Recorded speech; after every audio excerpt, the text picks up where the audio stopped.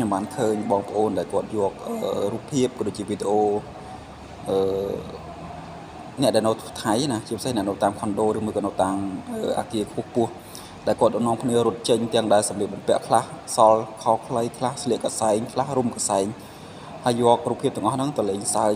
អីចឹងណាទោះបីជាចេតនាក្តីមិនចេតនាក្តីខ្ញុំមិនដឹងប៉ុន្តែខ្ញុំគាត់ចង់ជម្រាបបងប្អូនថាពេលហ្នឹងបើសិនបើយើងទាំងអស់គ្នាដែលបាននៅក្នុងហេតុការណ៍ពិតប្រាកដណាខ្ញុំជឿជាក់ថាបងប្អូនមិនខុសពីពួកគាត់ទេ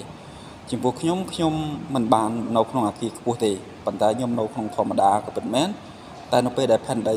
រំជួយហ្នឹងគឺវាពិតជាធ្វើឲ្យយើងភ្ញាក់ផ្អើលខ្លាំងមែនទែនសូម្បីតែខ្ញុំ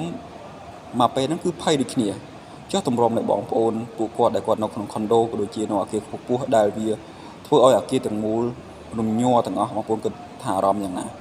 បាទសូមចិត្តបងប្អូនមិនថាបងប្អូនលេងសើចដោយចេតនាក្តីមិនចេតនាក្តីត្រូវបងប្អូនត្រូវគិតថាយើងគឺជាមនុស្សដូចគ្នាដូច្នេះគួរមានសេចក្តីជាមនុស្សដូចគ្នាកុំសប្បាយកុំលេងសើចទាំងដែល